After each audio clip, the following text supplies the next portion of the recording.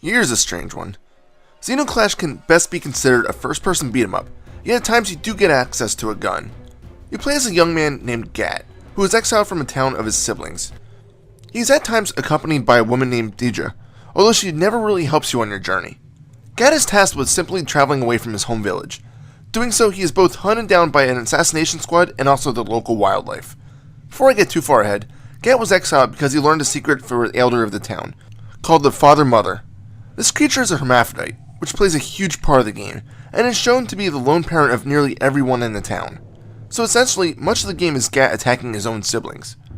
You do eventually find a person named Golem at the proclaimed end of the world, and he professes to know the secret and the arguments between Gat and Father-Mother. He then promises to accompany Gat and Deidre to help fix the out-of-control situation. The story is fairly engaging, with cutscenes and flashbacks happening at the beginning of each chapter. It is very easy to follow.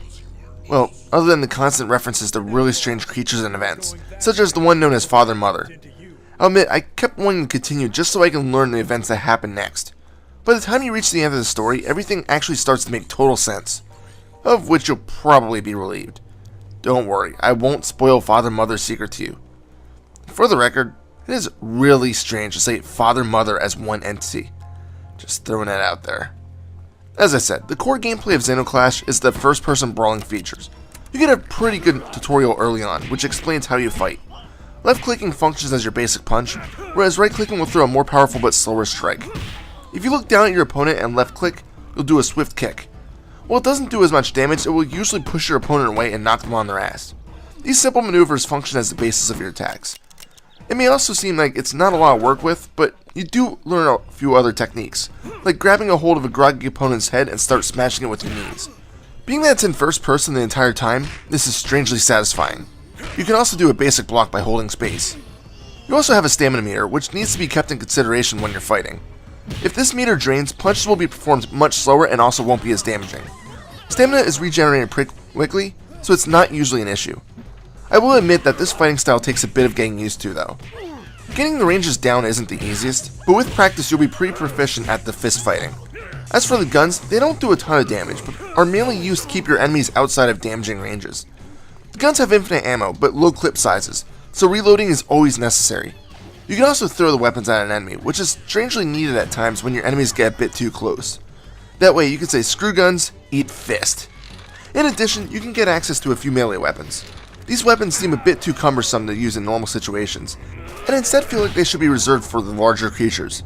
Some of them can only be damaged by these weapons, and once one of these large enemies are killed with a melee weapon, the weapon will break, so you will need to find a new one. Again, it can be a struggle to learn the ranges of these weapons. So let me touch on the visuals quickly. I gotta say, they are just as quirky as the dialogue and story of the game. It's a heavy fantasy world, and feels as such. Weapons are extremely primitive, and they don't feel out of place. The world looks beautiful, and it's always a treat to see what is coming up next.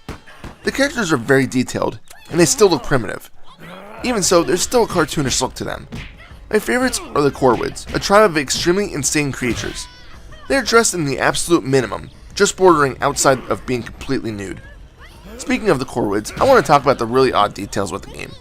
These aren't negative odds, but more the strange details that make the game just out there, but fun.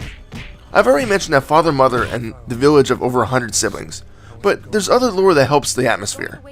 For one, some of the dialogue has words that are completely made up. And then when you come across the Corvid, you'll probably chuckle a few times. Apparently the Corvid all have a trait that defines them as insane. One of which just keeps bashing his head against a tree. Another keeps moving in a straight line, not caring if something is in its way. Yet another pretends to be invisible. So much that it removes the eyes of anything that sees it. Very creepy. So here's how the standard chapter plays out. The chapter loads up, and you'll get a small little scene to progress the story. After this, you'll either get to move around a bit, or get thrown directly into a fight. When you do start a fight, you'll see a small little versus screen, and get to know ahead of time who or what you're fighting. After all the fighting is done, the level is complete. It may sound like the stages are short, and they are. As such, the game is fairly short, and can be completed in about an afternoon. In addition, there are no real save methods. The game autosaves in between each chapter, although there are checkpoints in the stages in case you fail. However, if you quit in the middle of a stage, you'll have to restart it when you resume the game. There are a few differentiating stages, especially near the end of the game. One allows you to carry a torch to light beacons, and this torch is also used to absorb enemy projectiles. By absorbing them, you can throw fireballs back at the shadow creatures.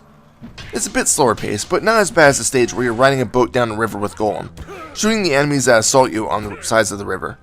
This stage is the longest and seems unnecessarily drawn out, ruining the momentum of the game. Thankfully, after this stage, the game picks up again. Being that Zeno Clash is a very short game, I really don't have much else to say. It's definitely fun to play, and at times almost feels like a first-person Punch-Out. Sure, Strange doesn't come close to describing the atmosphere, but that's not a bad thing. It's actually refreshing to play something that's so out there. Sure, it's a bit on the short side, yet it still feels the right length, and isn't drawn out longer than it needs to be. I would highly suggest it, since there's not any other game out there that I've played that has a similar style. Final score? 9 out of 10. This is Reaper. If you haven't checked me out on Facebook yet, I don't know what you're waiting for. Facebook.com/ReapersReviews. Happy fragging. Here, I met Oxometer. Oxometer just walks in a straight line without letting anything change its path. And that's what Oxometer does.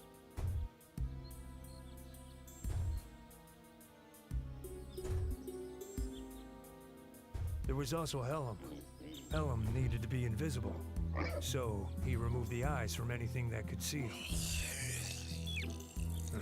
Luckily, he never became invisible to me. One of them was Erminia. Erminia peed on herself and starved to death anonymously. And that is what Erminia did.